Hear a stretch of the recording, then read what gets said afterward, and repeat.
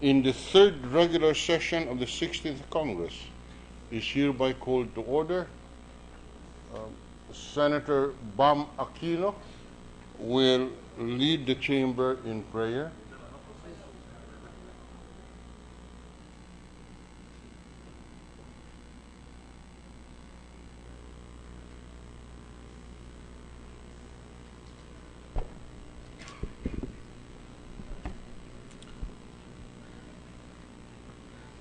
As we continue on our journey to generate policies to improve the lives of our fellow countrymen, let us listen to the prayer written by the adventurer Sir Francis Drake.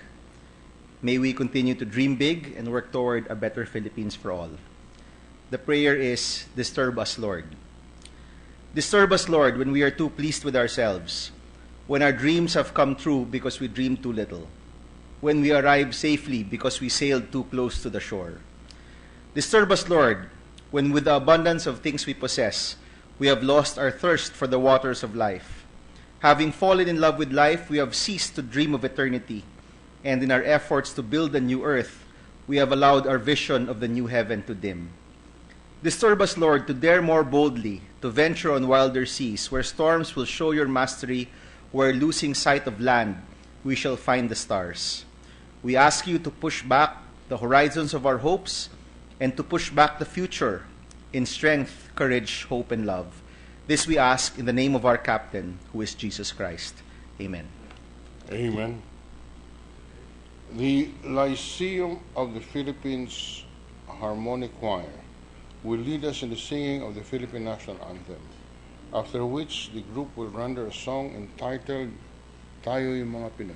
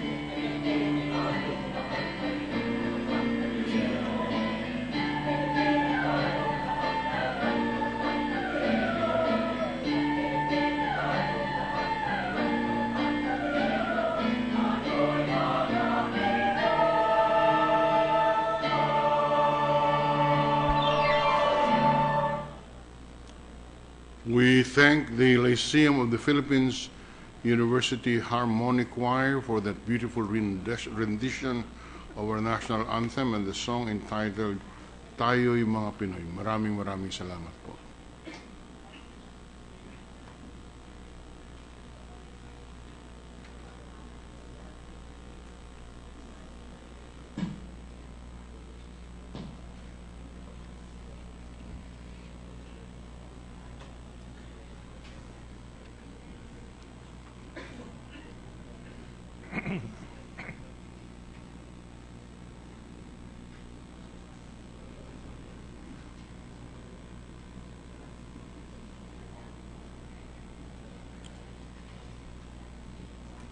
The Secretary will now call the roll.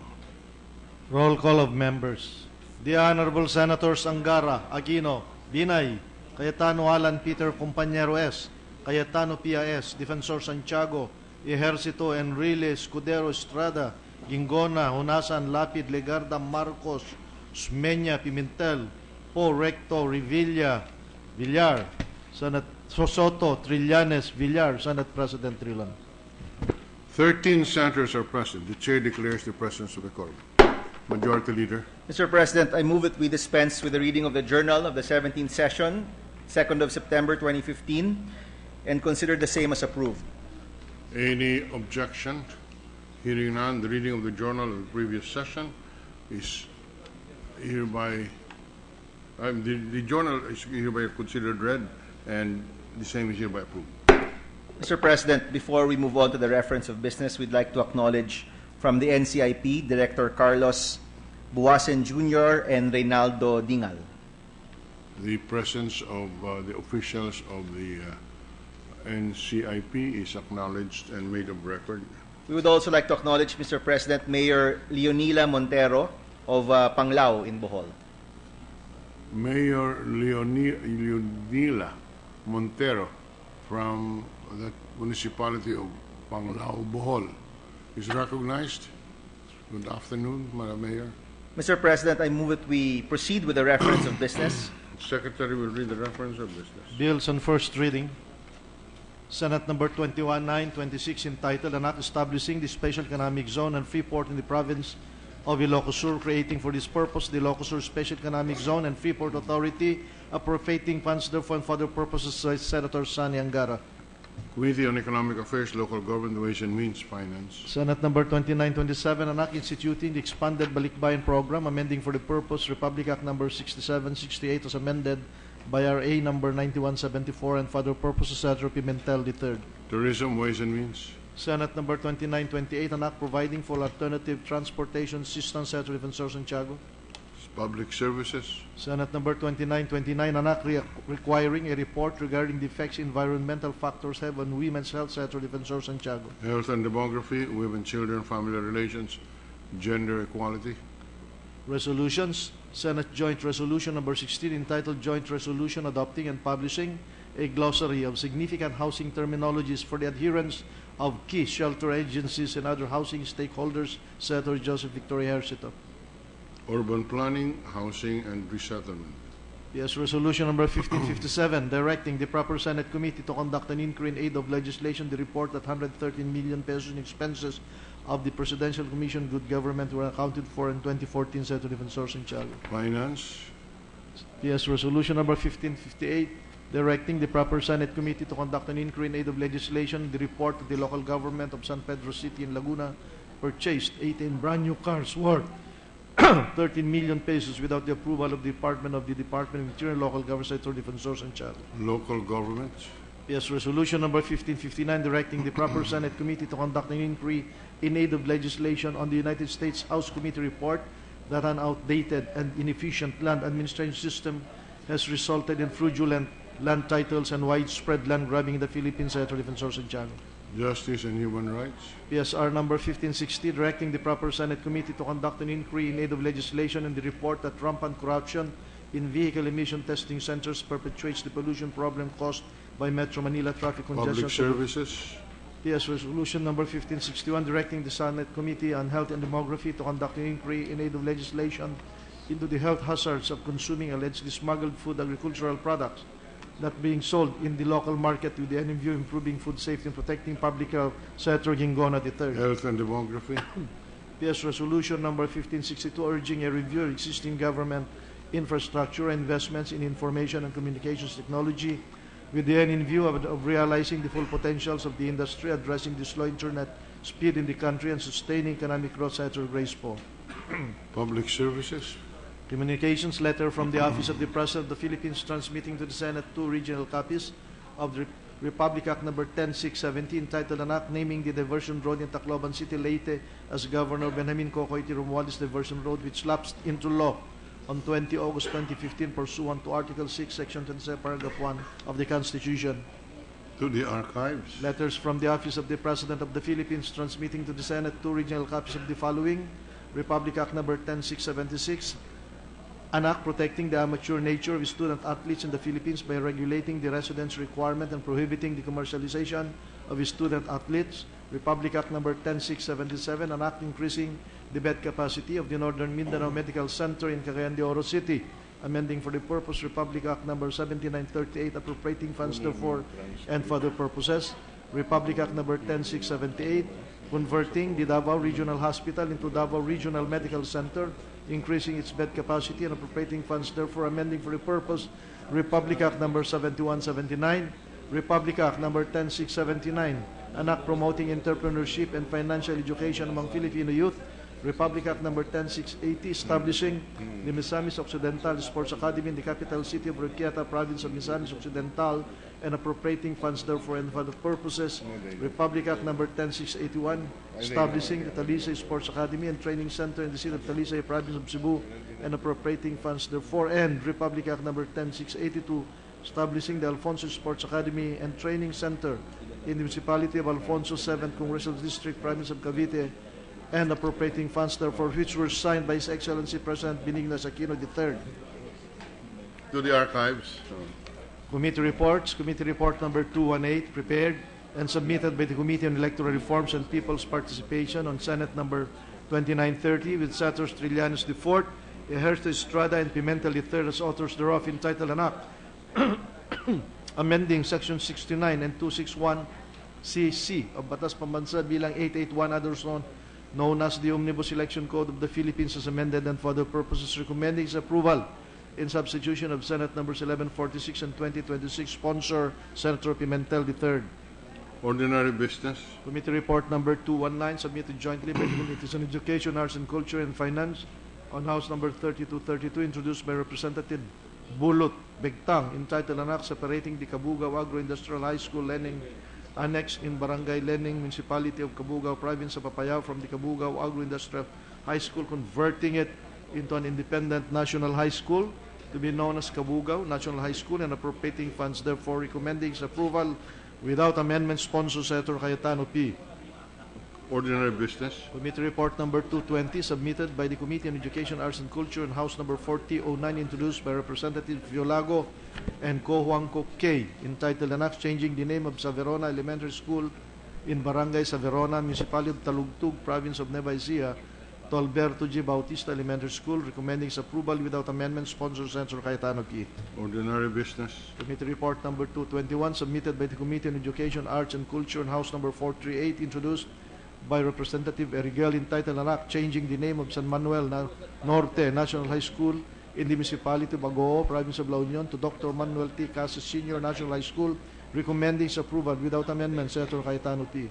Ordinary Business. Committee report number 222, submitted by the Committee on Education, Arts and Culture, and House number 439, introduced by Representative Erigel, entitled an act changing the name of San Manuel Norte Elementary School in Municipality of Bagoo, Province of La Union, to Dr. Manuel T. Casas Senior Elementary School, recommending its approval without amendment, sponsor Senator Cayetano P. Ordinary Business. Committee report number 223, submitted by the Committee on Education, Arts and Culture, and House number 440, introduced by Representative Erigel, an act changing the name of Baybay Elementary School in Barangay San Manuel Sur, Municipality of Bagoo, Province of La Union, to San Manuel Sur Elementary School, recommending its approval without amendment, Senator Cayetano P. Ordinary Business. Committee report number 224, submitted by the Committee on Education, Arts and Culture, and House number 48, introduced by Representatives Romualda and Co. Juanco K, entitled an act changing the name of Mahinog National High School in Barangay Hubangon, Municipality of Mahinog, Province of Camiguin, to 62A Abaw National High School, recommending its approval without amendment. Senator Ordinary Cayetano P. business. Committee report number 225 by the Committee on Education, Arts and Culture on House number 3154, introduced by Representative Treñas, entitled An Act Converting the Andres Bonifacio Elementary School in Barangay Halandoni, Wilson City Proper District, Iloilo City into an integrated school to be known as Andres Bonifacio Integrated School, recommending its approval without amendment. Calendar for ordinary business. Committee report number 226 by the Committees on Education, Arts and Culture and Finance on House number 2081, introduced by Representative De Rosario and Cojuangco K, entitled An Act separating the Limban National High School Santa Fe Extension in Barangay Santa Fe, Corella, Davao del Norte from the Limban National High School, converting it into an independent national high school to be known as Santa Fe National High School, and appropriating funds, therefore recommending approval without amendment. Senator Cayetano P. Calendar for ordinary business. Committee report number 227, submitted jointly by the Committees on Education, Arts and Culture and Finance on House number 4918, introduced by Representatives Yu and Cojuangco K, entitled Act separating the Tukuran Technical Vocational High School Tabuan Annex in Barangay Tabuan, Municipality of Tukuran, Province of Zamboanga del Sur from the Tukuran Technical Vocational High School, converting it into an independent national high school to be known as Tabuan National High School, and appropriating funds, therefore recommending approval without amendments. Sir Cayetano P. Calendar for ordinary business. Committee report number 228 by the Committees on Education and Culture and Finance on House number 5921, introduced by Representative Zamora and Cojuangco K, entitled An Act separating the Compostela National High School, Corazon Siaquino High School Annex in Barangay Usmeña, Compostela, Province of Compostela Valley from the Compostela National High School, converting it into an independent national high school to be known as Corazon Siaquino National High School, and appropriating funds, therefore recommending its approval without amendment. Senator Cayetano P. Calendar for ordinary business. Committee report number 229 by the Committees on Education, Arts and Culture and Finance on House number 4291, introduced by Representatives Bulot Begtang and Cojuangco K, entitled An Act separating the National High School, the Luna National High School Tumog Annex in Barangay Tumog, Luna, Apayao from the Luna National High School, converting it into an independent National Agricultural and Trade High School to be known as Tumog National Agricultural and Trade High School, and appropriating funds, therefore recommending approval without amendment. Senator Cayetano P. Calendar for ordinary business. Committee report number 230, submitted jointly by the Committees on Education, Arts and Culture and Finance on House number 4367, introduced by Representatives Advincula and Cojuangco K, entitled An Act separating the General Emilio Aguinaldo National High School Annex in Barangay Pasong Buaya 2, Imus City, Province of Cavite, from the General Emilio Aguinaldo National High School, converting it into an independent national high school to be known as General Licerio Topacio National High School, and appropriating funds, therefore recommending approval without amendment. Senator Cayetano P. Ordinary business. Committee report number 231, submitted jointly by the Committees on Education, Arts and Culture and Finance on House number 4262, introduced by Representative Venerio Ceriles and Cojuangco K, entitled An Act establishing a national high school in Barangay Tikwas, Municipality of Dumalinaw, Province of Zamboanga del Sur, to be known as Maria Clara Lobregat National High School, and appropriating funds, therefore recommending its approval without amendment. Senator Cayetano P. Calendar for ordinary business. Before we go to the additional reference of business, the Majority Leader is recognized, and the Chair proposes that we go into our main agenda on the bills on the agenda before we go to the additional reference of business. Yes, Mr. Majority Leader. Mr. President, may I ask for a suspension, please? 1 minute suspension. Si Bongbong sabi.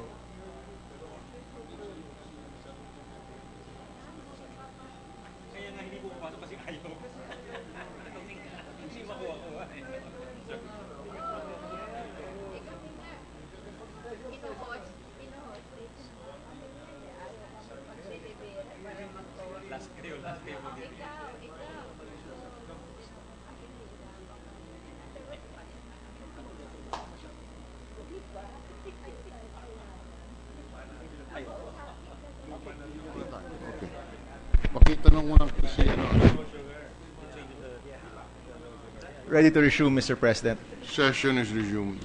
Mr. President, I move that we proceed with the additional reference of business. The Secretary will read the additional reference of business. Messages from the House of Representatives. Letter from the House of Representatives informing the Senate that on 1 September 2015, it reconsidered the approval on third reading on the following House bills and requests the said bills be transmitted back to the House of Representatives.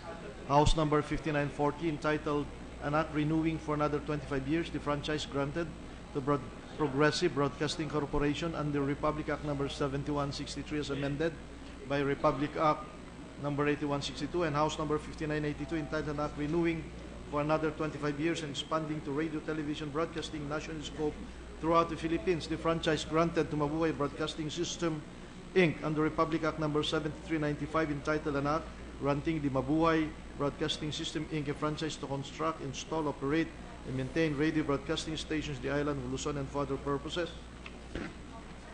Public Services.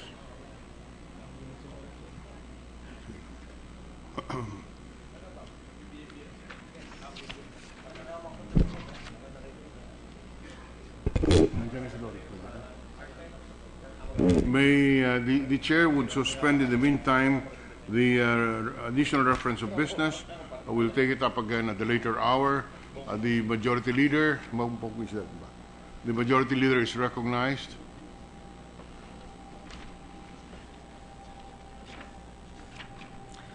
Mr. President, with the consent of the Senate, I move that we resume consideration of Senate Bill number 2894 under Committee Report number 200. This is the bill on the basic law for the Bangsamoro Autonomous Region, Mr. President. Any objection? Hearing none.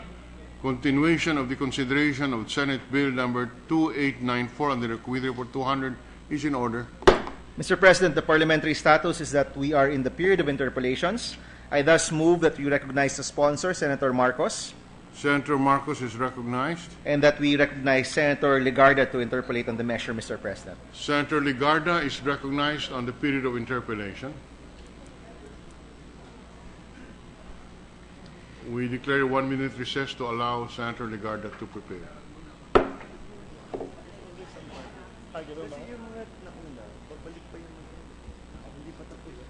Mr. President, just an administrative matter, if we may resume for a second.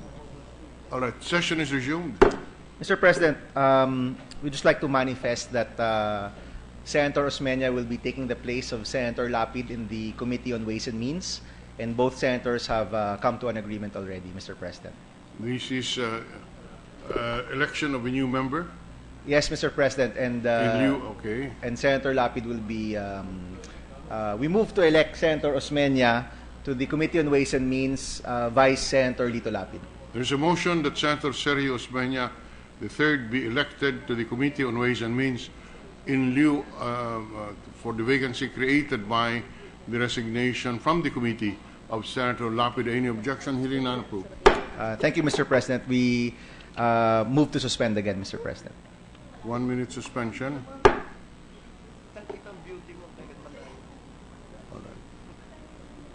With the permission of the chamber, we resume. Session is resumed, and we once more recognize Senator Bongbong Marcos on the period of interpellation on Senate Bill 2894, and to avail of the period of interpellation, Senator Lauren Legarda. Thank you, Mr. President. Will the distinguished chairman of the Committee on Local Government, sponsor of the BBL measure, yield to clarificatory questions? Certainly, Mr. President. But before I do, the chair asked in the last session as to the residual powers of the Bangsamoro Autonomous Region on inland waters, specifically on Lake Lanao. And I would just like also to I would like to make the point that originally in the so-called Palace version, the under SB 2084, the exclusive power over inland waters was given to the BAR, the Bangsamoro Autonomous Region. However, under the substitute bill which I have filed, we have removed that exclusive power from the Bangsamoro Autonomous Region for the specific reason that local governments which have territorial jurisdiction over inland waters shall continue to exercise such powers and enjoy the privileges over such a body of water. Now, normally, in the conduct of writing the substitute bill, Mr. President, what we had done was to move some powers from exclusive powers of the BAR to concurrent powers. However, in the case of the inland waters, we did not do so for the simple reason that we did not want the national government to exercise any powers over the inland waters, and therefore the residual powers remain with the Bangsamoro Autonomous Region. In particular, the jurisdiction over inland waters remains with the Bangsamoro Autonomous Region, and specifically as a residual power, the ancestral domain and natural resources, the definition thereof, belong now with the Bangsamoro Autonomous Region. And furthermore, the entire subject of inland waterways navigation is also a residual power that remains with the Bangsamoro Autonomous Region. And of course, the Bangsamoro Parliament will have the power to define what the rules are for navigation within the inland waters. Furthermore, the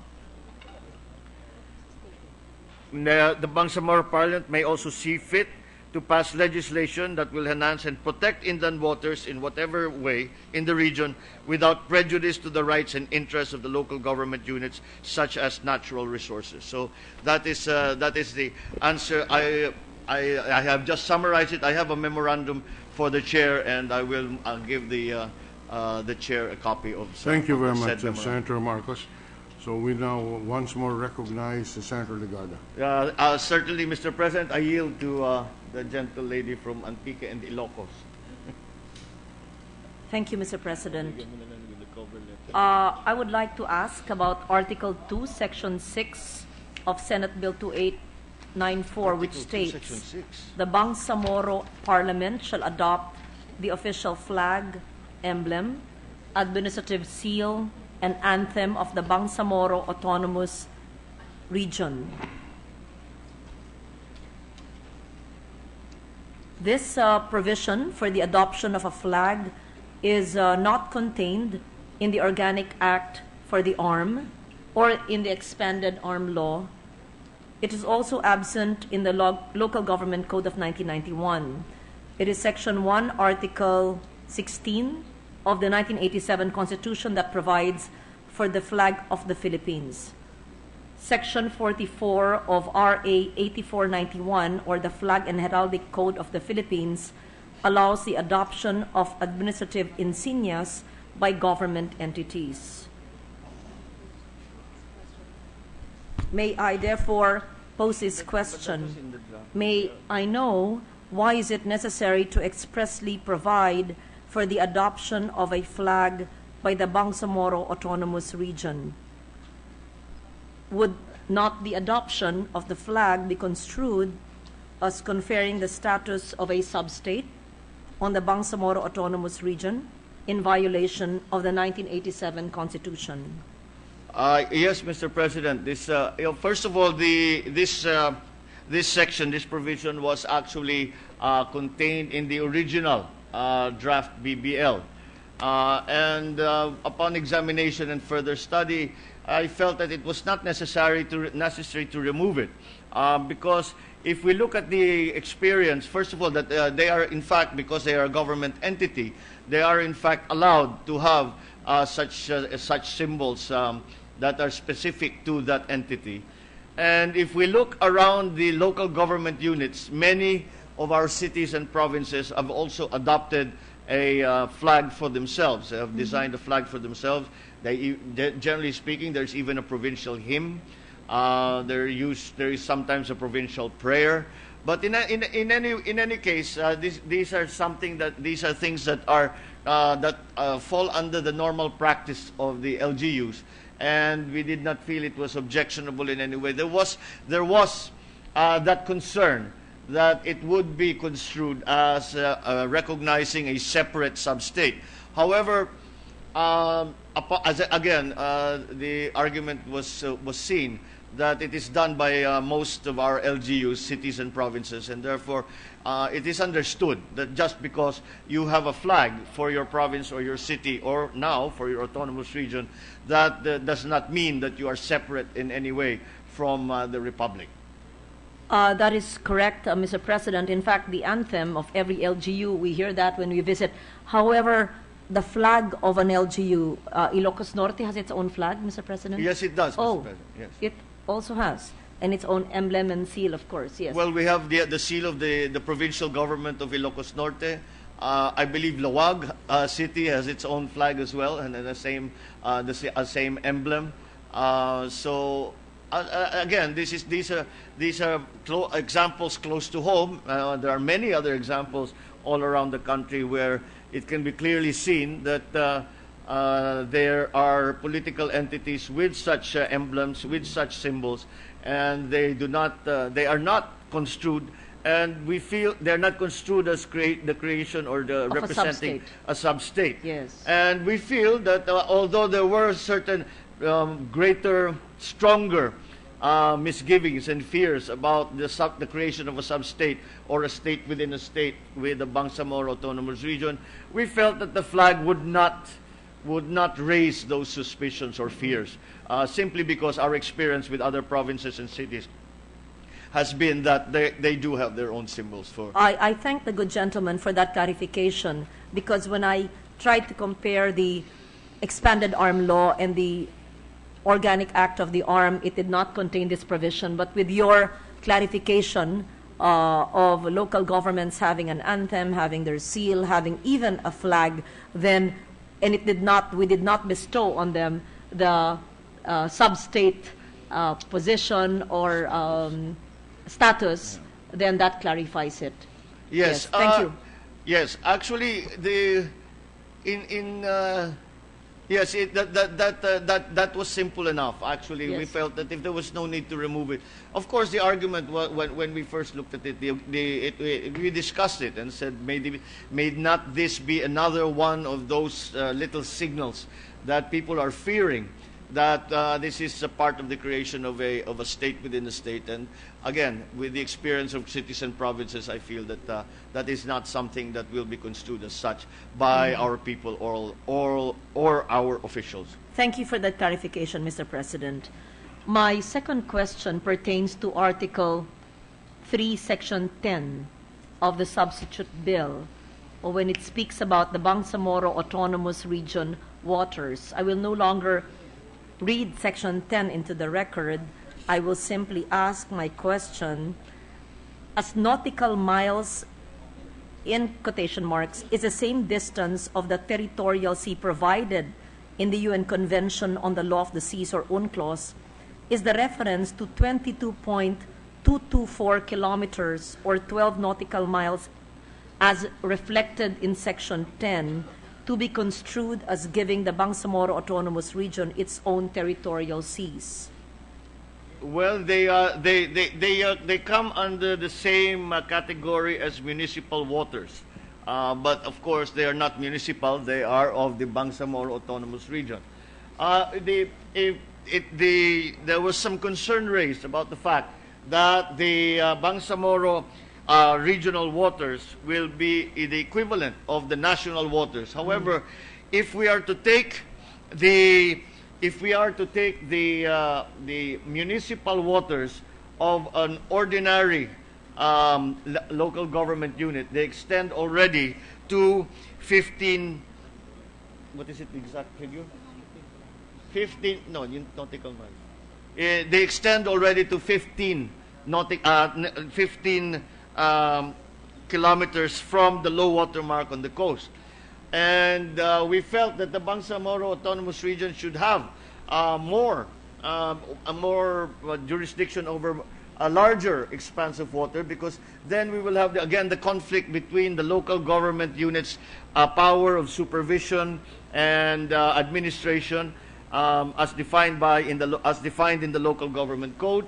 So we wanted to make it clear that there are additional waters that are being granted to the Bangsamoro Autonomous Region. We cannot grant more than that, because that is already to the extent of the 12 nautical mile limit. That is the national limit. And so that is as good as we could do in terms of granting to the Bangsamoro Autonomous Region its own offshore waters, without conflicting with the municipal waters of the ordinary LGUs of 15 kilometers. So there is an additional, from the 15 kilometers of municipal waters, there is an additional 7 kilometers of seas that are considered to be still under the jurisdiction of the Bangsamoro Autonomous Waters. Of course, those still belong to the territory of the Republic of the Philippines. Thank you for that, Mr. President. I proceed now to Article 6, Section 23 of the Substitute Bill, and it explains what asymmetric relationship is. Can this representation be clarified on the asymmetric relationship? In any asymmetrical relationship, there is, in my understanding, a superior entity and an inferior entity. However, Section 23, Article 6 of the bill does not state which entity is a superior one and which is the inferior. May the sponsor kindly clarify on the meaning of asymmetric political relationship? Yes, this was a bit of a ticklish problem. It took a long time for us to find the actual definition of the asymmetric relationship in this particular case. And the assumption at the very beginning was that it was an asymmetric relationship between the Bangsamoro Autonomous Region and the national government. It turns out that this is not correct, because when that was first explained to the committee, it was told that yes, the relationship of the Bangsamoro Autonomous Region with the national government is asymmetric, and I countered by saying that all relationships of all LGUs with the national government are asymmetric. So what is the point of having this definition, or having this having anything that talks about the asymmetric relationship?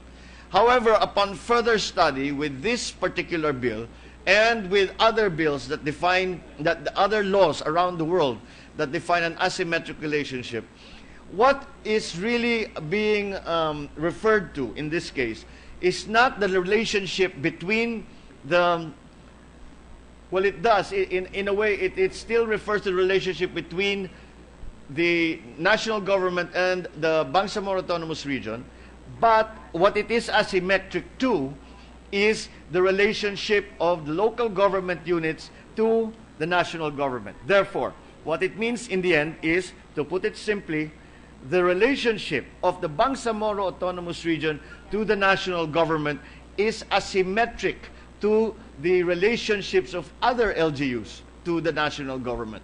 So the asymmetry is not between the national government and the Bangsamoro government. The asymmetry is between the relationship of the Bangsamoro government and the national government, and the relationships of LGUs to the national government. To be very simple about it, all it says is that the relationship of Bangsamoro government to the national government is different from the local government's relationship. So in other words, they are different from an ordinary local government unit. Mm-hmm. I also ask this question, Mr. President, because the asymmetric political relationship is also not present, or was not present, in the text of 6734 and 9054. So I just felt that care must be taken in our definition of this asymmetric political relationship in the substitute bill, so that there is a clear understanding and we do not make the mistake of the Memorandum of Agreement, or the MOA AD, which also mentioned this term. I think, Mr. President, there was a need for that term to be explained, because unlike in the situation of ARM, there were many added. In the ARM, it was very clear that the powers, exclusive powers, that were given to ARM were those that were enumerated in the Constitution. However, in the draft BBL and in the substitute bill, there are other powers that have been added onto that, and to be able to understand why that is to have to explain this concept of asymmetry between local government units and the Bangsamoro Autonomous Region. In essence, what it is saying is that we recognize that the Bangsamoro Autonomous Region is different from every other local government unit. and it has greater autonomy, it has greater devolution of powers, etc. And having done so, then we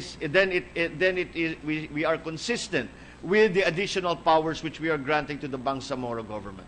Once we accept the idea that they are different from other local government units, then we do not have to continue to insist that they become, they revert back to what is an ordinary, a so-called quote-unquote ordinary local government unit, and to be seen as different.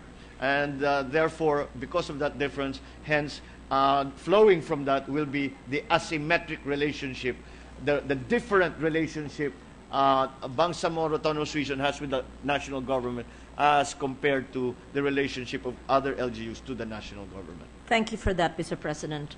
I proceed to Article 8, Section 65 of the bill, and this is the basic rights in the Bangsamoro Autonomous Region. I will no longer read all the rights which are guaranteed in this section. I proceed to my question. Should we consider Article 8, entitled Basic Rights, as necessary in view of the existing Bill of Rights under Article 3 of the 1987 Constitution?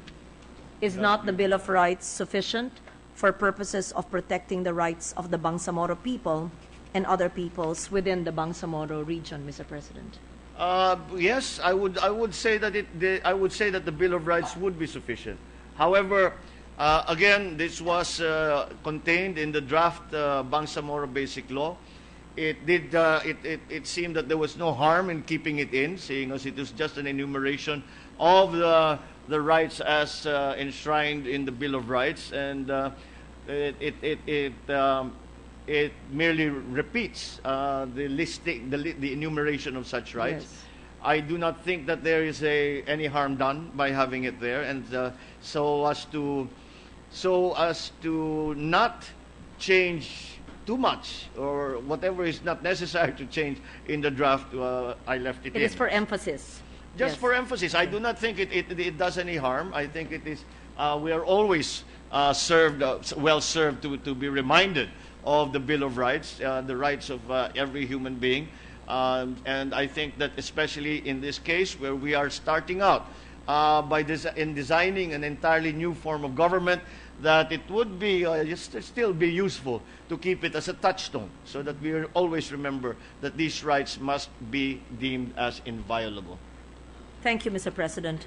Still on the list of the Bill of Rights, most noteworthy is the fact that the rights of women in the BBL, as enumerated, is limited to political participation, based on what I read. Is this intended to limit women's rights in Mindanao or in Bangsamoro? Should we not also specify the rights of women to many other things, such as the right to economic emancipation, to establish and pursue livelihood, to maternal health care, etc.? And how about the more progressive rights of the LGBT community against discrimination? How are they protected under this provision on basic rights? In Section 65, there is one. I think the lady is referring to paragraph or subsection B, G.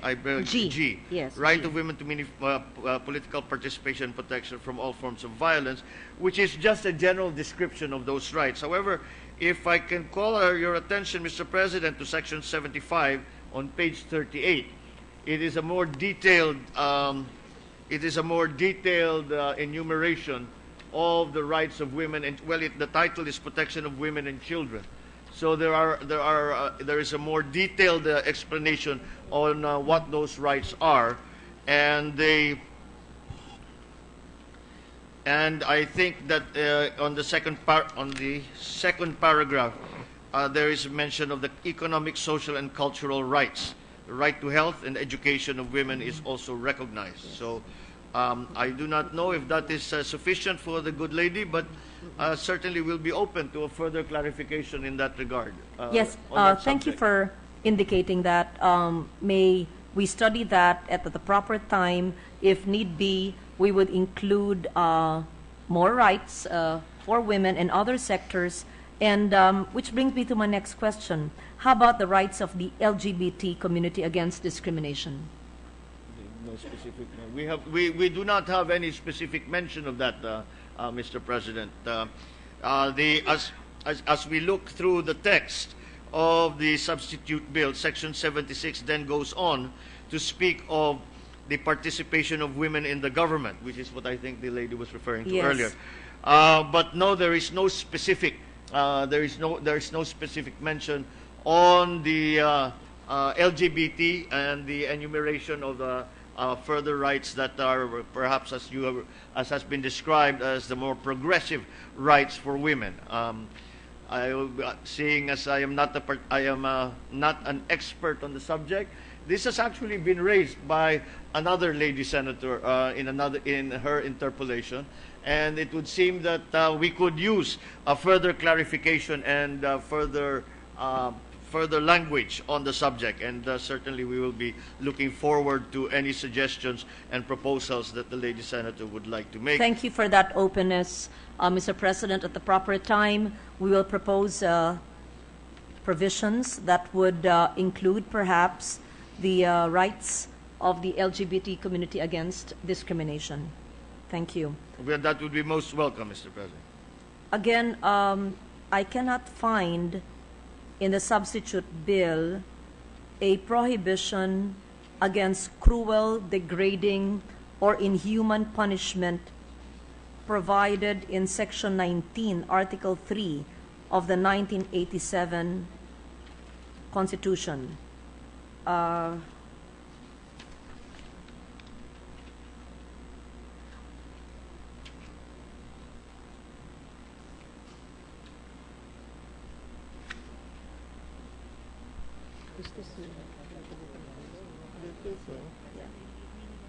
nga. Well, I would like to point out on Section 5, letter A, there is still the right to life and inviolability of one's person and dignity. Furthermore, we go back to Section 75, where we speak of the Bangsamoro Regional Government shall uphold and protect the fundamental rights of women and children, including the right of women to engage in lawful employment. Women and children, especially orphans of tender age, shall be protected from exploitation, abuse, or discrimination and all forms of sexual and gender-based violence, especially in times of crisis. What I'm actually referring to, Mr. President, is as recent experience would tell us, like in Mama Sapano, there were very brutal, degrading forms of violence and punishment, beheading, and so much cruelty, not just in Mama Sapano, but in many years ago, and even in my experience as a young journalist going to various areas. And so, do you think there should be a provision against such, just again for emphasis, against cruel, degrading, or inhuman punishment? Well, That should be stated, since this is a new region, a new law, new, so that we could emphasize the need to remind our brothers and sisters who had digressed from what a human being would actually do, because there have been so many cruel violations in this respect. Yes, Mr. President. I believe that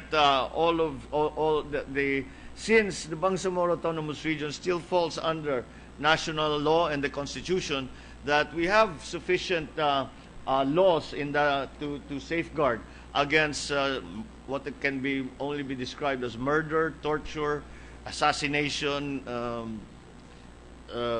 termination, and all these other abuses that we have seen. Not only in Mama Sapano, but in the entire time of conflict.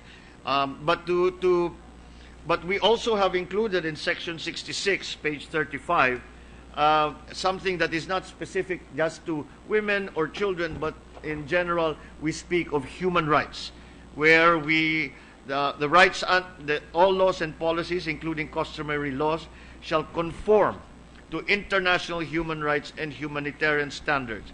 And with that we quote, the rights under the International Covenant on Economic, Social, and Cultural Rights, the International Covenant on Civil and Political Rights, the Convention on the Elimination of All Forms of Discrimination Against Women, and other international human rights shall be guaranteed by the Bangsamoro Regional Government. So I believe with the confluence of all of these different international laws and the local laws that we have here in the Philippines, that we have covered I beg your pardon, that we have covered all of the possible instances of abuse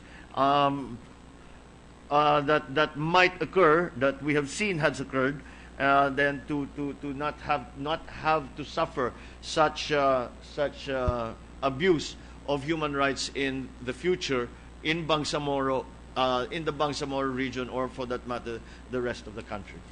Thank you for that clarification. I had to bring it up in the light of recent events and wanted to put on record my concern for such acts that were done this year. I proceed now to my next point, which also includes basic rights. Again, the 1987 Constitution, in Article 2, Section 16, provides for, and I quote, the right to a balanced and healthful ecology in accordance with the rhythm and harmony of nature. Would you agree that this additional right must be emphasized, must be included in Article 65, the right of citizens to a sound environment in accordance with the rhythm and harmony of nature? I certainly would say that that would be something that we would be desirous of. Certainly, we would not like to encourage or endorse any sort of any sort of activity which would degrade what our very precarious environmental situations as it is.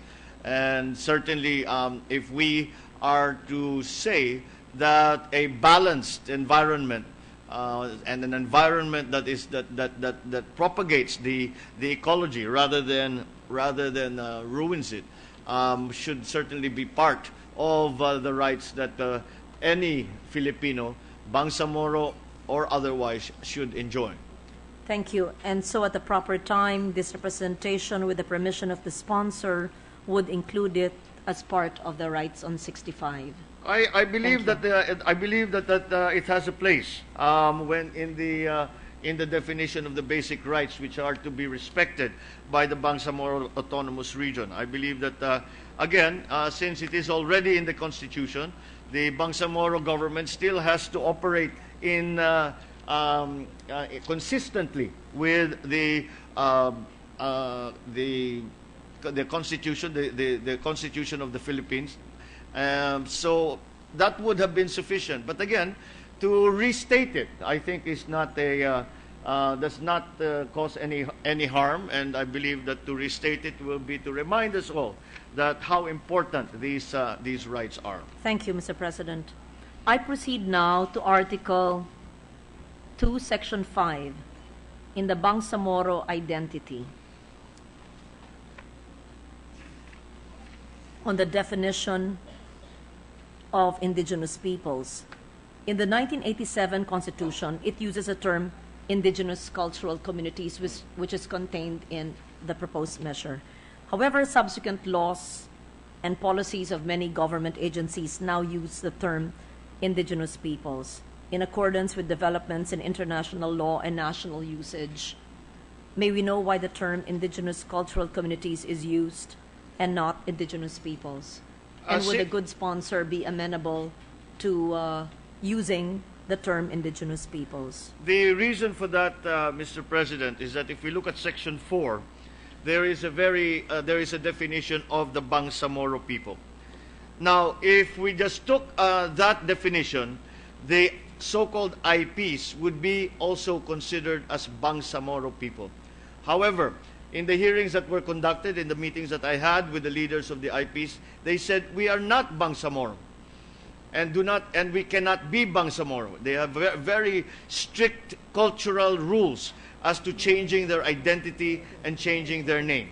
As a matter of fact, the example that was given to me during one of the hearings was that if we now become defined as Bangsamoro, our ancestors will not recognize us and will not know who we are anymore. And that is clearly a cultural concern. And it was actually from the IPs that the term non-Moro indigenous cultural communities came from. And they said we are non-Moro indigenous peoples. Yes. Because the Muslims can also be considered as indigenous people.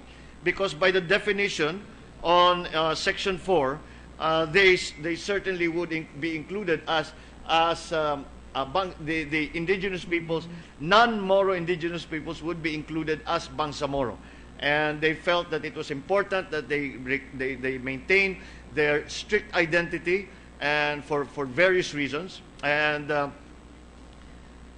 they should not be included under the definition of Bangsamoro people. Hence, their suggestion to use the term non-Moro indigenous cultural communities. Mr. President, we refer to the United Nations Declaration on the Rights of Indigenous Peoples, where that term was used, adopted way back in 2006. And in the Philippines, we refer to the IPRA law, where it calls it Indigenous Peoples Rights Act, and the various administrative orders of the DepEd on IP education, admin orders of a DOH on IP health, or admin orders of a DILG on IP mandatory representation. And so, for uniformity, we are suggesting, if it is consistent with the hearings and based on your consultations with the non-Moro indigenous peoples or ICCs within the Bangsamoro region, so that there could be uniformity with what government is using now and with what the international community is using now. I'm referring, of course, to the it's a term. Yes. We know what we're referring to. Yes, so these are the Lumads of Mindanao who are non-Moros. So whether we use ICC or IP, that is my question. I think the necessity was felt by the IPs in Muslim Mindanao because of Section 4. Because by Section 4, they would be defined also as Bangsamoro, which is not something that they wanted.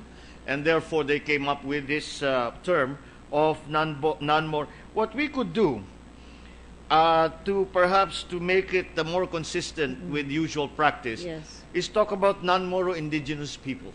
That would be best, perhaps, So that we we're could- consistent with... what is this? Oh, okay. This is the committee report. Oh, Mr. President, to be consistent also with page 6, section 18, the Declaration on the Rights of Non-Moro Indigenous Peoples, you actually have it here. So could we just kindly use one term so there is no confusion? Well, because Section 5 actually is referring to the communities rather than the peoples. That is why we are using non-Moro indigenous cultural communities, because it specifically is referring to the IPRA law. Yes. And so, hence, we are not talking about individuals here, but we are talking about communities, such as tribes, such as, essentially tribes.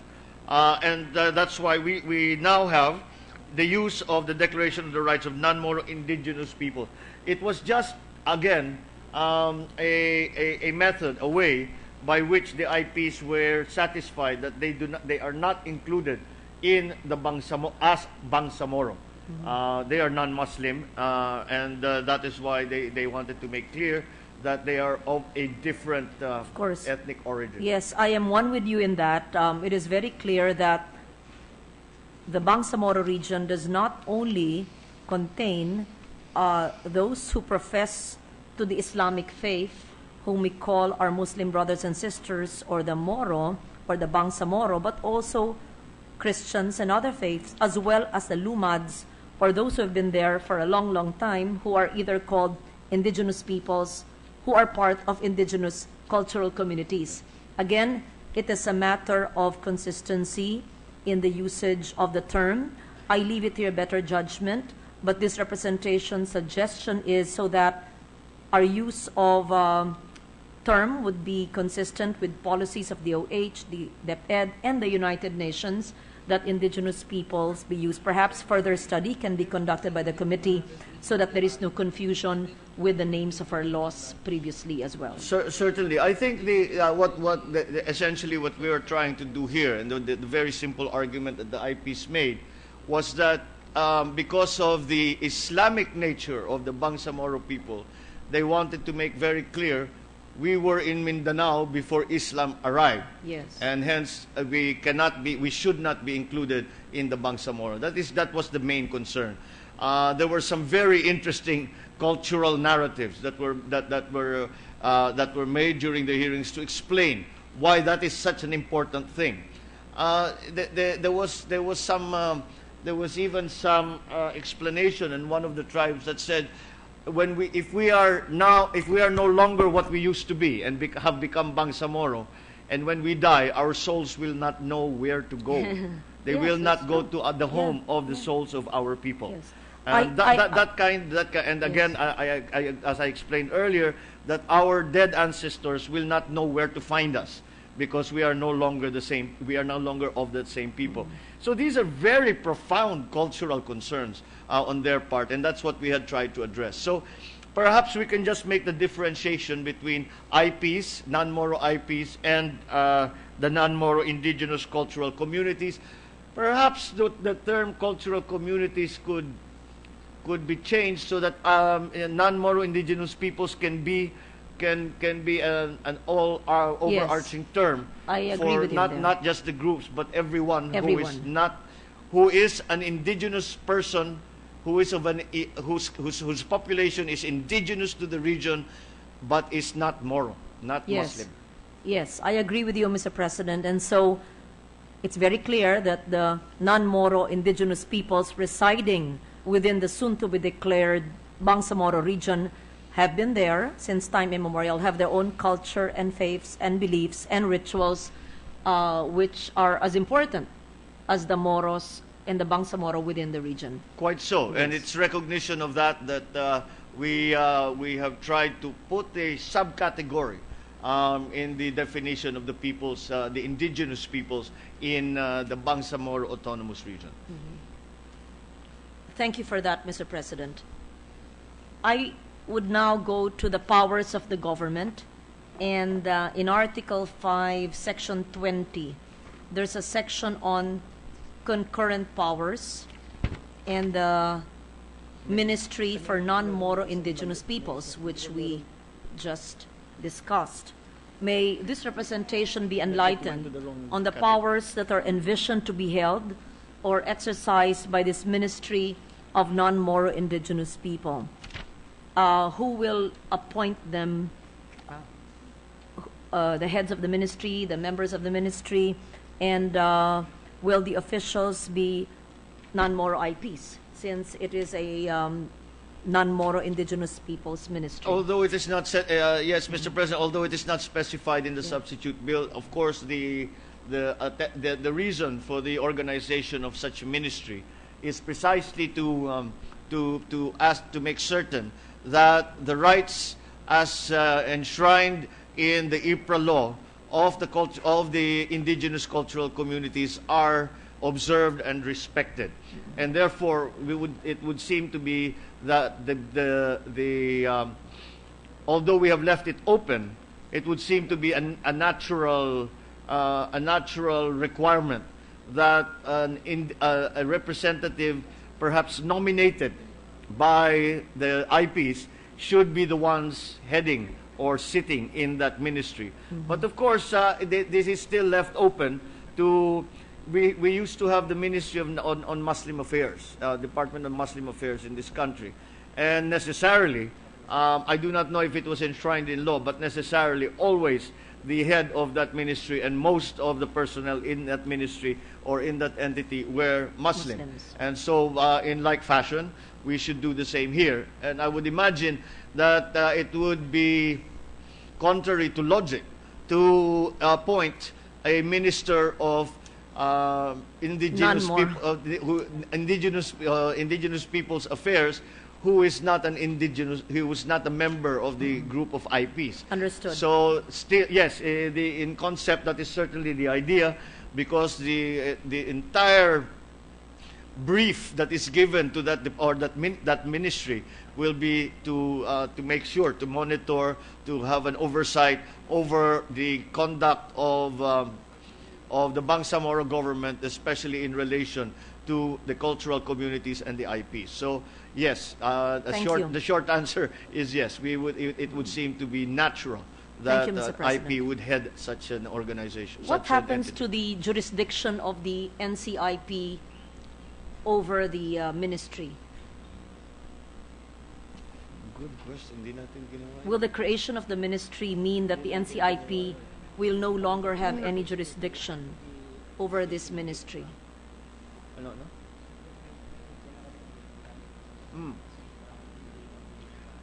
Well, as there is a general provision also in the substitute bill that we do not violate any of the provisions of the IPRA law, and the NCIP's role is well defined within the IPRA law, and so this ministry would be more concerned with issues on the IPs within the Bangsamoro Autonomous Region. And should they require assistance, then certainly the NCIP could come in and perhaps assist or coordinate or cooperate or the ministry when it comes to such issues. So again, there are it is an attempt to maintain a strict observance of the laws as they stand now. And therefore, there will be no diminution in the powers, functions, responsibilities of the NCIP as laid out in the IPRA law. And that is, perhaps you could even say that the ministry of the indigenous peoples, with the non-more indigenous peoples within the Bangsamoro Autonomous Region, its very reason for existence is to make sure that those provisions, those powers, those rights are once again observed and respected. That is, I think, essentially what the IPs were going after when they suggested this. That they wanted to be sure that their rights were not trampled by any group, by any individual in the Bangsamoro Autonomous Region. Under the same provision, Mr. President, what will be the status of previously issued CADTIS and CALTIS? The Certificate of Ancestral Domain Titles and the Certificate of Land Titles. Once again, we have kept all the provisions in the substitute bill that concern the IPs consistent with the IPRA law. As a matter of fact, a guiding principle when it came to the IPs was that we do not we approach it local government code. We cannot allow any implied amendments to the IPRA law, and we must be very rigorous in the implementation and in the enforcement of the IPRA law within the Bangsamoro Autonomous Region. You know, the lady has focused on precisely what could be a very serious potential problem in terms of the ancestral domain. So it's good you're putting it on record and It clarifying is it. that is precisely what we had in mind, because again, since I was saying the guiding principle was to stay within that and make sure that the IPRA law is well observed and well implemented by the Bangsamoro government. And again, as I said, the lady has focused on a potential area where there already, actually it's no longer potential, there already are problems in the South between ancestral domain, between I have to say I'm very uneasy using the word Moro, because since I was a child, Moro was a derogatory term. And Not it- anymore now. I guess not, Yeah. because it derives from the Spanish word Moor, which it is rather the Spanish word Moor, which was not coined in a very charitable way. But never mind. To go to go beyond that, there are already conflicts between what have been declared as ancestral domain of IPs and other Muslim communities. And that is specifically what they were concerned about, that their ancestral domains be respected. And hence the enumeration of all these different, hence the organization of the entity of the Ministry of IP, for the IPs, for the non-Moro IPs, and for the strict adherence in every way, in all provisions concerning the IPs to the IPRA law. And that is something that was the basis for all that we have done when it came to the non-Moro indigenous peoples. Thank you for that clarification. Apart from the IPRA law, of course, we assume that the draft measure and the people within the Bangsamoro region will respect the UN Declaration on the Rights of the Indigenous Peoples with regards to the rights of the non-Moro IPs within the Bangsamoro region. Well, we do not have it as it's specifically laid out in the substitute But that bill. is assumed, of course. That yes. is assumed, but again, I do not think it does us any harm to be reminded that in the formation of this new form of government, that we be reminded on the basic principles which we must very strictly adhere to. Thank you for that, Mr. President. I would like to proceed now to the Trade and Industry section on barter trade and counter trade. It said, Section 174, that the Bangsamoro Regional Government shall regulate traditional barter trade and counter trade with Indonesia, Malaysia, or Brunei. The goods or items to be traded that are traded with the said country shall not be sold elsewhere in the country without proper payment of appropriate customs or import duties, etc. My question is, under the original bill, one of the exclusive powers of the Bangsamoro government is that of trade and counter trade with other ASEAN countries. In the Senate version, ASEAN is replaced with and limited only to Indonesia, Malaysia, and Brunei, notwithstanding the fact that there are other nations within ASEAN. May this representation know the reason for such delimitation? Well, we are actually returning to the original language. The ASEAN, the language where ASEAN is all ASEAN is included, was new in the draft BBL. And when upon further study, it turns out that the barter and counter trade is only conducted with Malaysia, Brunei, and Indonesia at the moment. That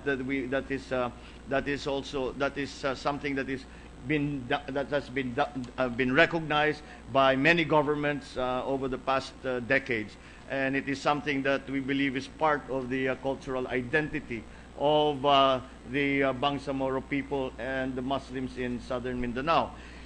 Furthermore, if we were to change the list and include it with ASEAN, then there is a possibility that it be construed as entering into trade agreements or some kind of agreements with international agreements with another sovereign nation. If it is not a nation that that has been known to be a traditional bartering partner of Muslim Mindanao.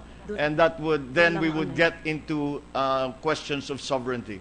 The Montevideo Convention clearly states one of the attributes of a state is its ability to enter into partnerships, agreements with other sovereign nations, and this could be construed as that. So to remove that any of that uncertainty, we kept the definition close to the three countries, which in fact are the three countries that Muslim Mindanao has traditionally barter traded with, not only as recognized in the past decades by many governments, but for hundreds of years now. And therefore, what the sponsor means is we are formalizing what has been traditional barter trade between and among these areas, these jurisdictions, with the Bangsamoro region with these three countries, it does not at all refer limiting trade between and among the Bangsamoro region with other countries. It just refers to the barter trade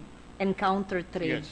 which has been traditionally done. That's right. It actually defines what is under the control of the Bangsamoro government, because this is something that is conducted only by that part of the Philippines in Mindanao. This is not we do not really conduct barter trade in any other part of the country. But again, it is once again we return to the idea that all of this is a recognition of the differences in culture and in history, and the respect for that culture and that history, and they desire to continue to endorse the promotion of that culture and that history. So it is too much part already of the identity of Muslim Mindanao to conduct barter and counter trade. And to remove that would be to limit, again, the definition of their culture. And that is not something that we would want to do. Hence this close definition. Again, but then we start to creep up onto the issue of sovereignty. And so that is why we made sure that that is very clear. It is because it is traditional. It's not something new. It is not a new international arrangement. It is something that has been going on for hundreds of years, has happened since before there even was a Republic of the Philippines, and this is a recognition of that.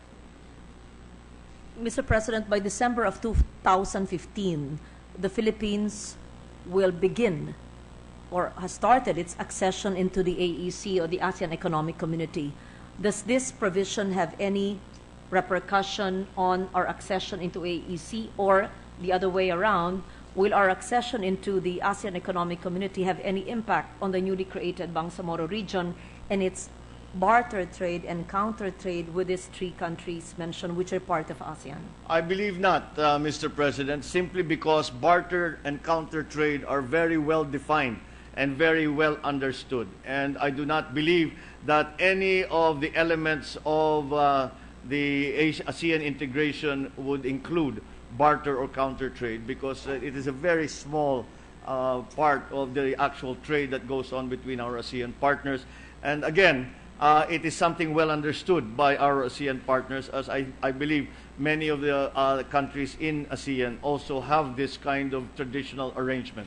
But so long as it does not intrude into trade policy of the entire country, and I cannot see how it would, considering that very little money actually exchanges. In counter trade, there is some cash that exchanges hands, but in barter trade, it is really goods for goods.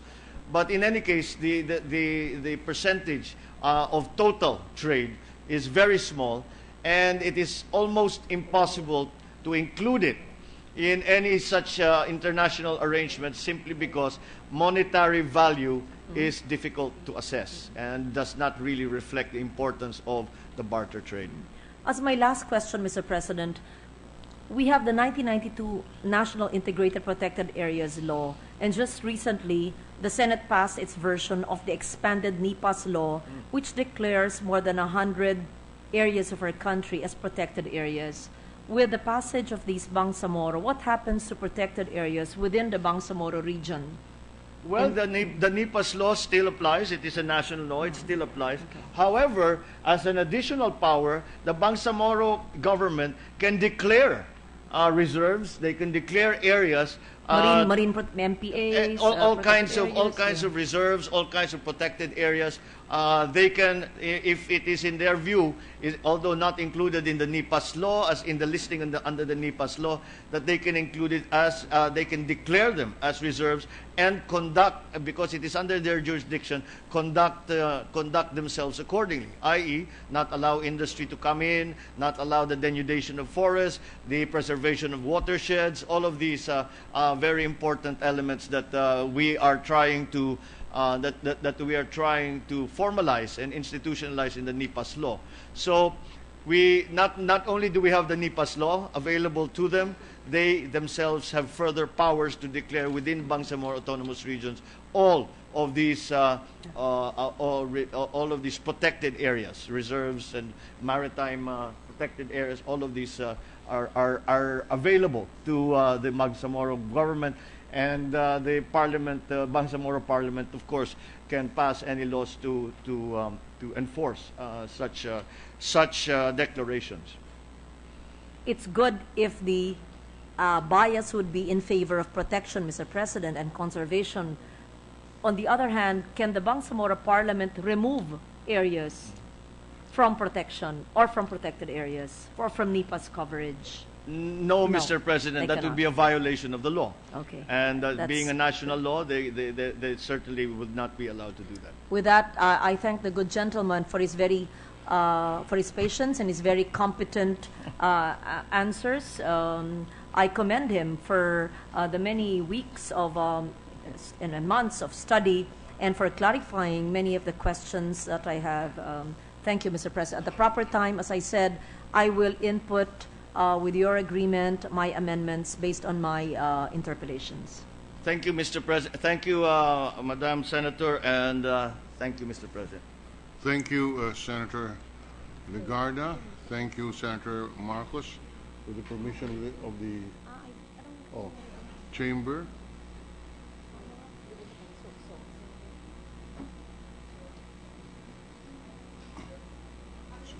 Mr. President, Sorry? a minute suspension. 1 minute suspension. Huh?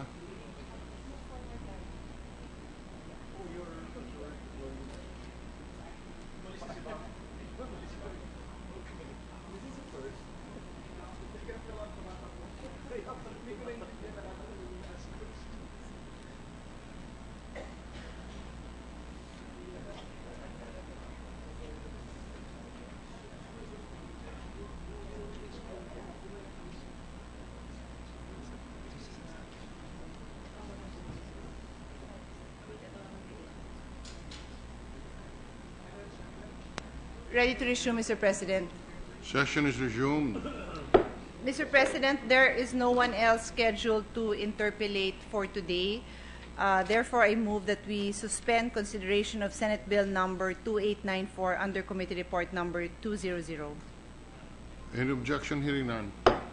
Suspended.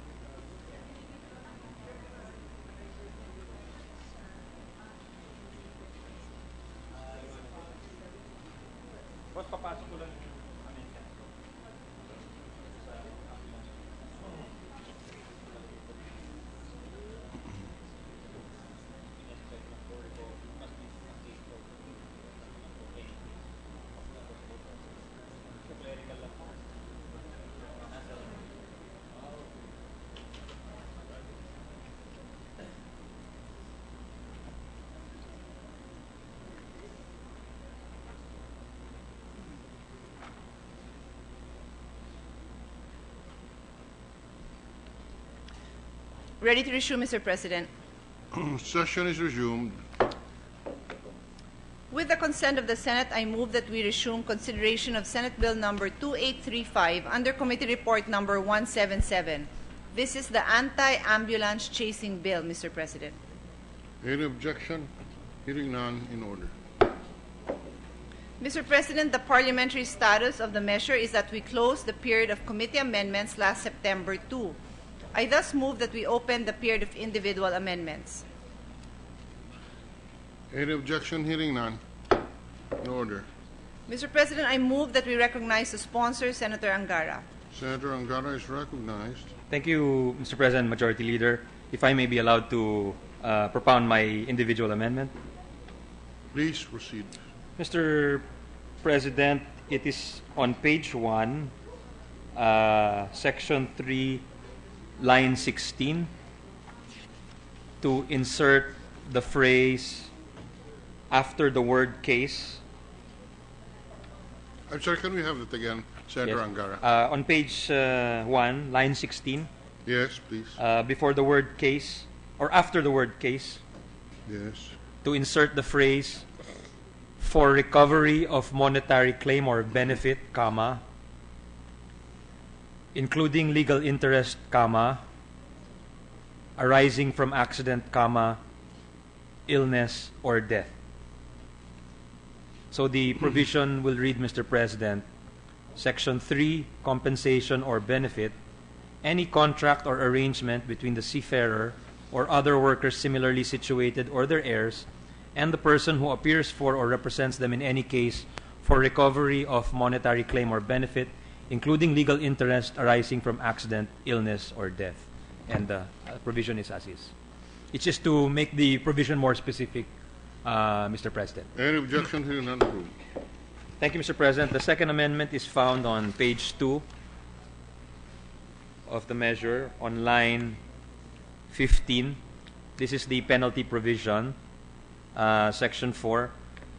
For it to read any person who violates section 2 and section 3 of this act. So we will insert the words and section 3. Any objection? Hearing none, approved. No other individual amendments, Mr. President. Thank you, Mr. President. Thank you, Madam Majority Leader. Mr. President, I move that we suspend consideration of Senate Bill number 2835 under Committee Report number 177. So suspended. A minute suspension, Mr. President. 1 minute suspension.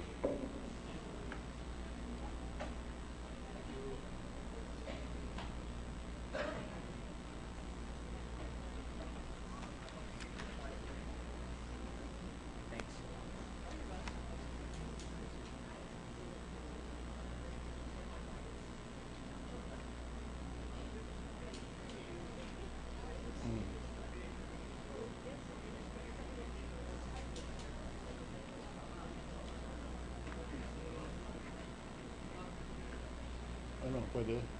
Diba? Ano nangyari sa lunch?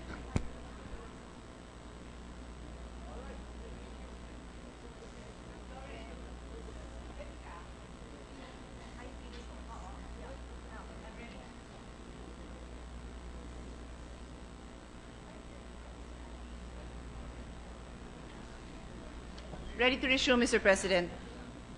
Session is resumed. With the consent of the Senate, I move that we resume consideration of Senate Bill number 2209 under Committee Report number 147. This is the bill on resource centers for indigenous peoples, Mr. President. In order. Mr. President, the parliamentary status of the measure is that we are in the period of committee amendments. I thus move that we recognize the sponsor, Senator Lauren Legarda. Senator Legarda is recognized. Mr. President, the committee proposes the following additional committee amendments. Before that, we had already introduced committee amendments to Senate Bill 2209 under Committee Report 147. I don't think that the records will show that the committee amendments were introduced.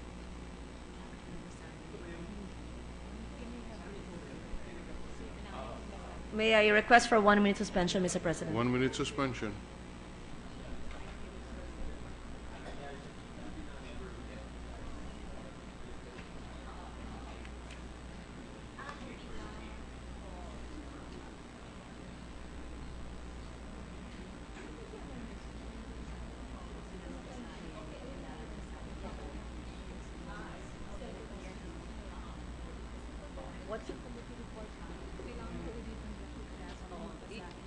show me what I will read.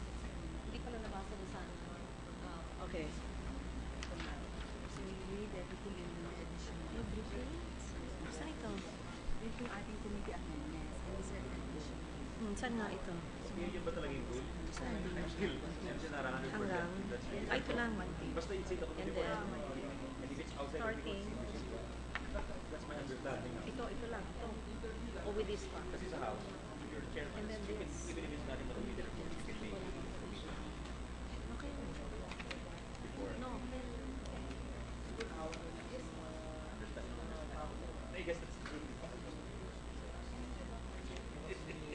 Ready to resume, Mr. President. Session is resumed. May I read the committee amendments, Mr. President? Please proceed.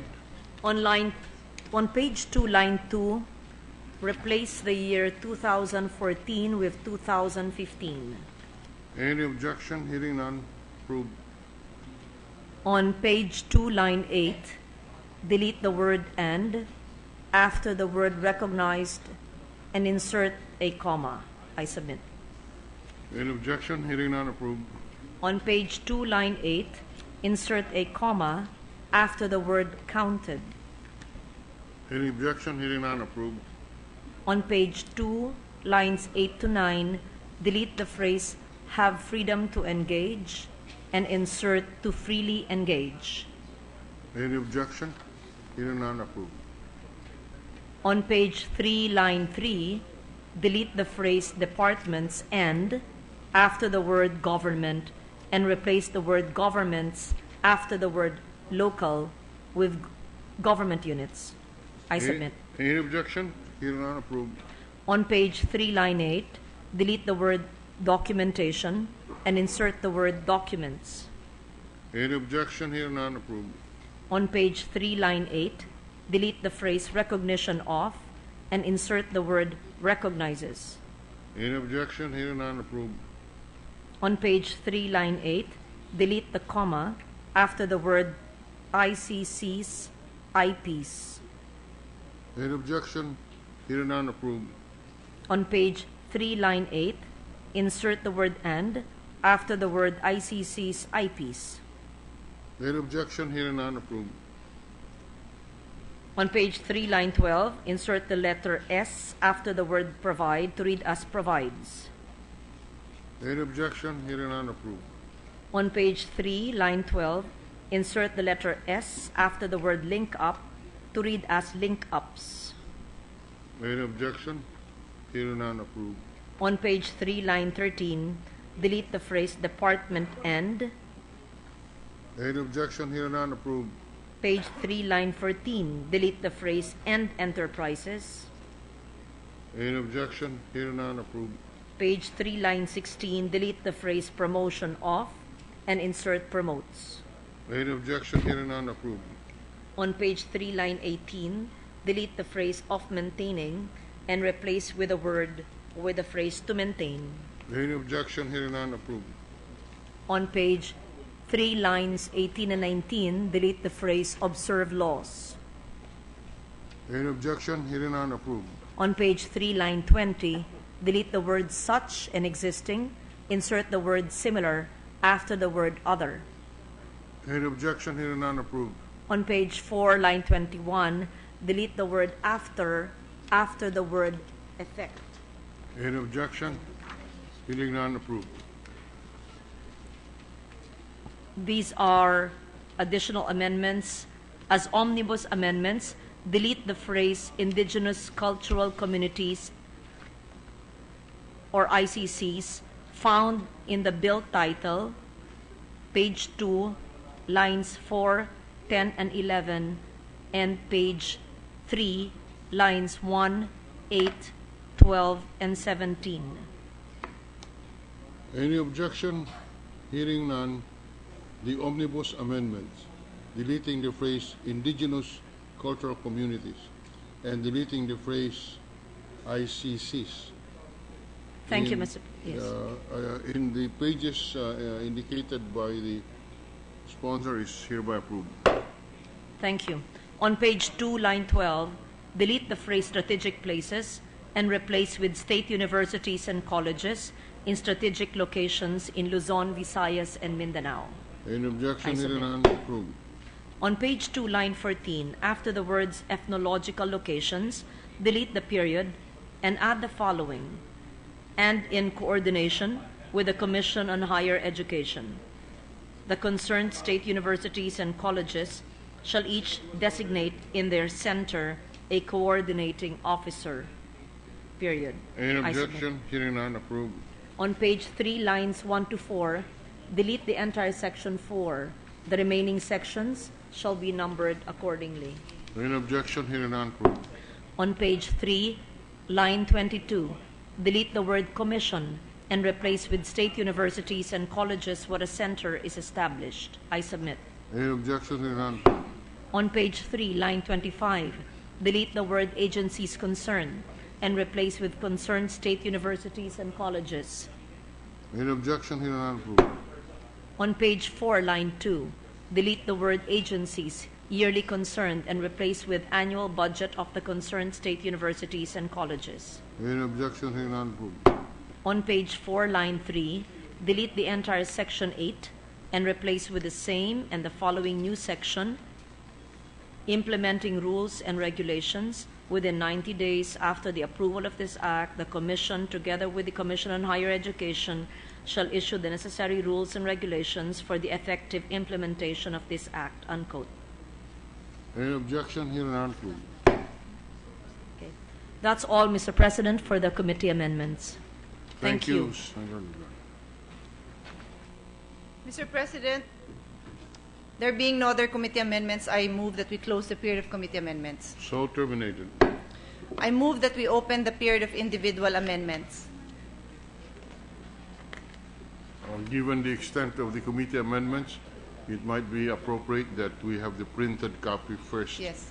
with the new committee amendments distributed to the Yes. senators before we proceed with the committee on with the period of individual amendments. Yes. On that note, Mr. President, then I move that we suspend consideration of Senate Bill number 2209 under Committee Report number 147 to give our colleagues a chance to see the printed copy. So suspended. A minute suspension, Mr. President. Session suspended for 1 minute.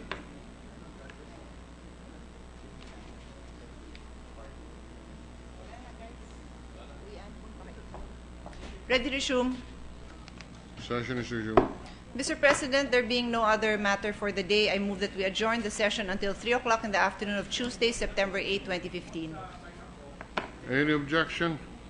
Hearing none, session is adjourned until September 8, 2015 at 3 o'clock in the afternoon. Thank you.